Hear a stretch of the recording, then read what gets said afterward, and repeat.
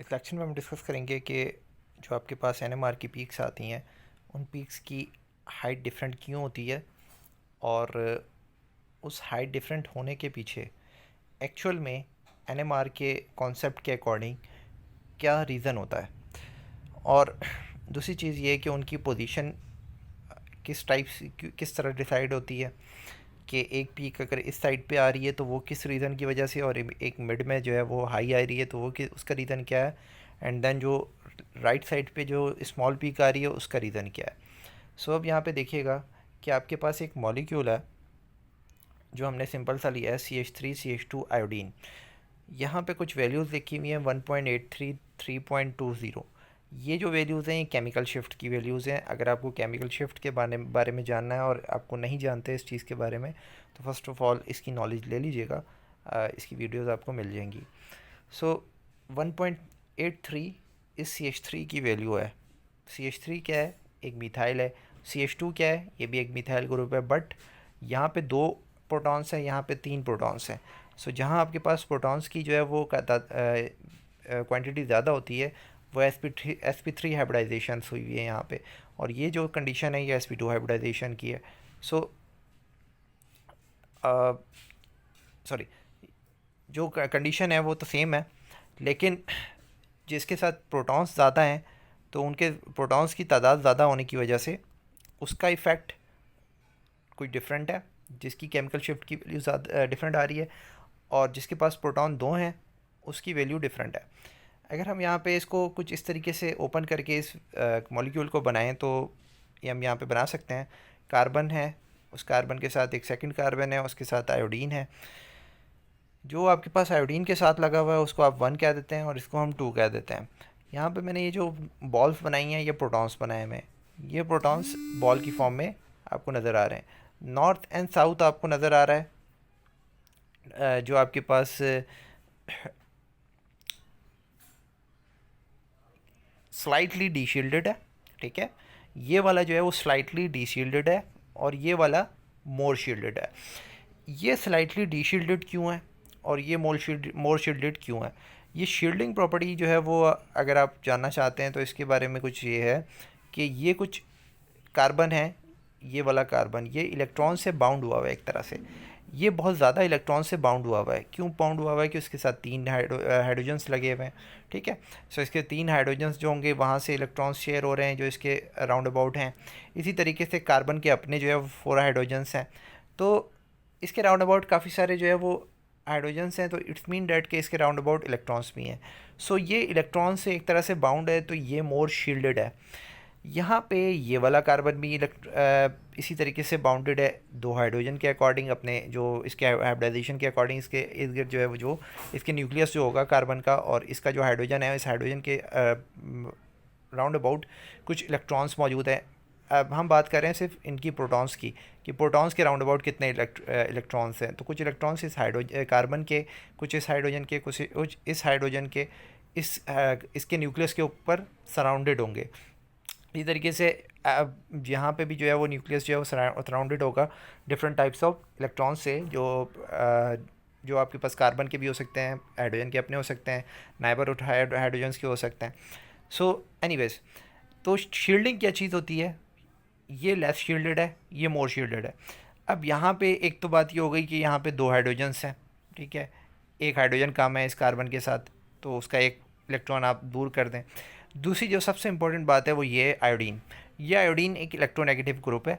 ये क्या करता है? इसका टास्क ये होता है कि अपने नाइबरहुड कार्बन के साथ जितने भी प्रोटॉन्स लगे हुए हैं, नाइबरहुड जो भी इसके साथ लगा हुआ है उसके राउंड अबाउट जो इलेक्ट्रॉन्स हैं उनको अपनी तरफ अट्रैक्ट कर ले। ये आयोडीन सारे इलेक्ट्रॉन्स जो है अपनी तरफ अट्रैक्ट कर लेता है, मोस्टली इलेक्ट्रॉन्स को जो है वो अट्रैक्ट करता है। डेट इज़ वाई इसकी जो शील्डिंग का इफेक्ट होता है, इसके राउंड अबाउट जो इलेक्ट्रॉन्स होते हैं वो इलेक्ट्रॉन्स कम हो जाते हैं, और ये आपको ये वाला जो स्पीशी है कार्बन 2 CH2 ये लेस शील्डेड है, स्लाइटली डी शील्डेड है। Slightly D shielded mean less shielded, ठीक है। मोर शील्डेड मीन कि ज़्यादा शील्डेड, ठीक है। स्लाइटली मोर डी शील्डेड अगर बात करेंगे तो इससे बिल्कुल ही इसके पास अगर कोई चीज़ लगी होगी तो सबसे ज़्यादा डी शील्ड। ओके, सो सबसे पहली बात ये है कि हमने ये चीज़ डिस्कस की थी कि आपके पास नॉर्थ और साउथ जनरेट होता है किसके लिए न्यूक्लियस के लिए। न्यूक्लियस अपने नॉर्थ साउथ जनरेट करता है जब वो रोटेट करता है, और जब हम उसको मैग्नेटिक फील्ड के अंदर रखते हैं तो वो अगर मैग्नेटिक फील्ड के अलाइन हो जाए इस टाइप से, न्यूक्लियस जो है वो अलाइन हो जाए, ये साउथ है, अपने नॉर्थ को इधर ही जनरेट कर ले, इसके साथ जो है वो मिक्स कर दे, यानी कि अट्रैक्शन दे दे, तो इट्स मीन डैट कि ये लोअर एनर्जी स्टेट में, और ये लोअर एनर्जी स्टेट में इसको हम +1/2 से डिनोट करते हैं, और इसी तरीके से इसको आप हाई एनर्जी स्टेट वाले को -1/2 से डिनोट करते हैं। आफ्टर डैट अगर हम यहाँ पे ग्राफ पे पहले वैल्यूज़ प्लॉट कर लें, तो टीएमएस का कॉन्सेप्ट आपको अगर पता हो कि टीएमएस आपके पास 0 पे होता है, उसके बाद हमारे पास केमिकल शिफ्ट 1.8 की बारी आती है, और पीपीएम की वैल्यूज़ यहाँ पे इस तरह से इंक्रीज़ होती हैं। सो ये सारी चीज़ें हम ग्राफ में डिस्कस कर चुके हैं टीएमएस क्या होता है। सो अब हम इसकी अगर ग्राफ बना लें तो +1/2 लोअर एनर्जी स्टेट पे और -1/2 जो है वो हाई एनर्जी स्टेट पे, जो ऊपर आपके पास 2 प्रोटॉन्स बने हुए हैं डिफरेंट ओरिएंटेशंस में। अब आ जाते हैं कार्बन 1 के ऊपर। अब हम डिस्कस करते हैं कि जो आपके पास कार्बन 1 है इसके ऊपर क्या फिनोमेना आकर हो रहा है। और कार्बन 1 हमने कहा है जो आयोडीन के साथ जो कार्बन लगा हुआ है उसके साथ 2 हाइड्रोजन्स हैं। इफ़ेक्ट ऑफ C2, उसके ऊपर C2 का इफ़ेक्ट होगा। C2 कौन है? ये उसके ऊपर इफ़ेक्ट डालेगा, किसके ऊपर? C1 के ऊपर। C1 के ऊपर इफ़ेक्ट किसका होगा? C2 का होगा। सो इस इफ़ेक्ट को समझने के लिए इसको देखिएगा कि यहाँ पे फर्स्ट ऑफ ऑल जो आपके पास 3 प्रोटॉन्स हैं, जो C2 के जो 3 प्रोटॉन्स हैं, मैं यहाँ पे इसको बना लेता हूँ। तो इधर हमारा जो इफ़ेक्ट देख रहे हैं वो हम कार्बन के ऊपर देख रहे हैं C2 वाले पे, और ये बराबर में उसके 3 प्रोटॉन्स हैं। ये 3 प्रोटॉन्स ऐसा हो सकता है कि ये अप स्टेट में हो। अप स्टेट मीन कि अपनी हाई एनर्जी स्टेट में हो। दूसरी एक कंडीशन ये हो सकती है कि एक आपके पास 2 आपके पास अप स्टेट में हो। ठीक है, ये अप स्टेट और डाउन स्टेट में यहाँ से आपको क्लियर कर दूँ, ये मैं इसकी बात कर रहा हूँ कि एक आपके पास अप स्टेट में है, ठीक है, +1/2 में, और एक आपके पास -1/2 में है, लोअर एनर्जी स्टेट में। ठीक है, सो कुछ इस तरह की कंडीशन है। तीनों अगर अप स्टेट में हो। दूसरी एक कंडीशन पॉसिबिलिटी बन सकती है कि 2 आपके पास अप स्टेट में हो और एक डाउन स्टेट में हो।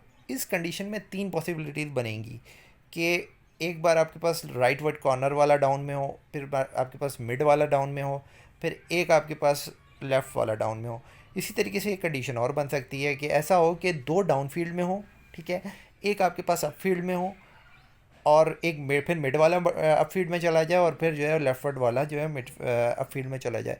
इसी तरीके से जो लास्ट एक कंडीशन बनती है वो ये बनती है कि तीनों ही आपके पास डाउन फील्ड में आ जाएं।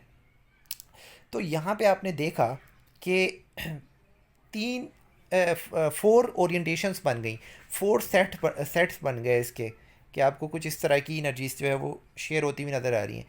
ये इस टाइप की जो पॉसिबिलिटी होगी, इसका इफ़ेक्ट जो आपके CH2 के ऊपर आएगा, CH2 के ऊपर हम इफेक्ट देख रहे हैं CH3 का, वो डिफरेंट आएगा। इस वाले सेट का इफेक्ट डिफरेंट आएगा, इस वाले सेट का डिफरेंट आएगा, इस वाले सेट का डिफरेंट आएगा। अब हम बात करते हैं कि ये वाला ये जो डाउन फील्ड है ये आपको राइट वर्ड पे जो है वो देगी। ठीक है, सिग्नल आपको मिल जाएगा 1 सिग्नल। इसी तरीके से क्योंकि ये 3 सेट डिफरेंट्स हैं तो इसीलिए ये आपके पास रेशो 3 का बनता है मिड वाले के लिए। मिड दोनों मिड्स वाले के लिए जो आपके पास रेशो बनता है राइट और लेफ़्ट वाला का के अकॉर्डिंग, वो 3 का रेशो बनता है, क्योंकि यहाँ पे 3 पॉसिबिलिटीज़ बन रही हैं इस सेट के अंदर। इसी तरीके से यहाँ पे 1 के अंदर जो है ये पॉसिबिलिटी बन रही है।